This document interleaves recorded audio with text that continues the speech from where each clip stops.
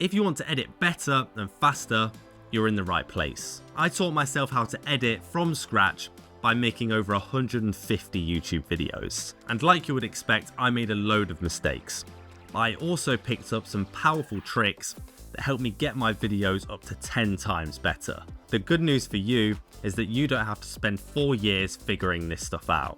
Just stick around for the next 5 minutes and I'll show you these exact things that helped me get my videos from poor to amazing. I'll also show you the one Premiere Pro trick that changed everything for my editing.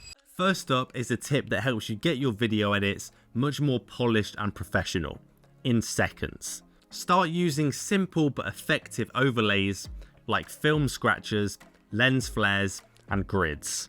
One way that I think looks really good is pairing one of these with a Gaussian blurred background, and then using this when you use text pop-ups. This creates a cinematic, smooth, and clean look with literally no effort. And then if you use a zoom effect on all of this, it can create a really cool looking animation, almost like you've done it in After Effects. So how do you find these overlays? I get these from free stock footage websites. If you want me to send you the overlays and presets that I personally use, simply just join our email list down below and I'll send it to you. The great thing about using these overlays across your videos is you can reuse them again and again. Just maybe work with the opacity of the layers to get it looking right. Now these next editing tricks made my life so much easier when I was working within Premiere Pro. The first one is a creative effect I've literally only discovered in the last few months, and that is the corner pin. In my niche and with my kind of videos, I'm always kind of showing analytics, so it's really helpful when I want to put something on like a Mac screen to be able to actually angle it right. And all you have to do with this effect is drag the corner points to where you want them. Now, even if this doesn't perfectly align with your niche and your style of videos, you can still use this in a creative way.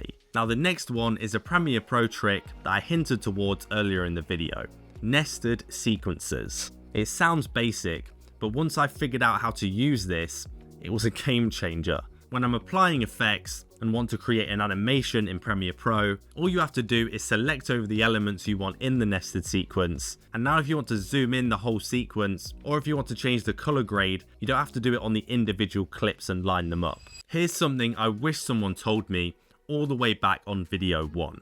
Your editing is only as good as the footage you capture and the footage you use. For example, if you use loads of stock footage, your edit's always going to have a ceiling. And it's much more beneficial for your video if you just film the B-roll yourself. This has much more of a connection with your viewers because even a bot could edit together stock footage.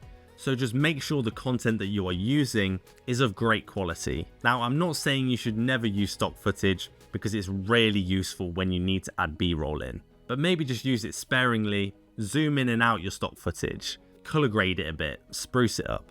Another editing trick I've learned is in regards to talking head videos. Make use of L cuts and J cuts. Even just having the audio start a little bit sooner than the shot changes can be really good. Now, what many creators overlook when they're video editing is to add personality and your comedic timing into it.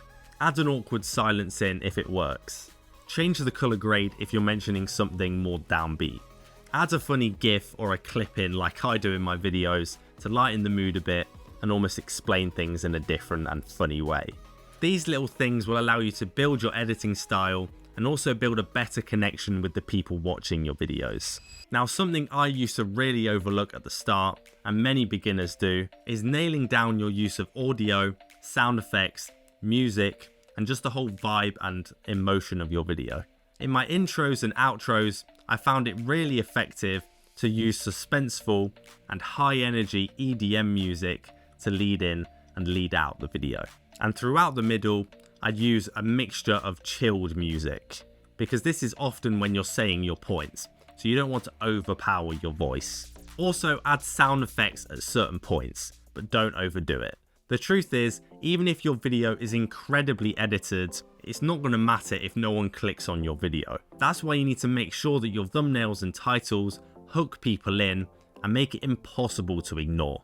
Watch this video right here to see more. And like I mentioned earlier, if you want free value sent directly to you, just join our email list down below.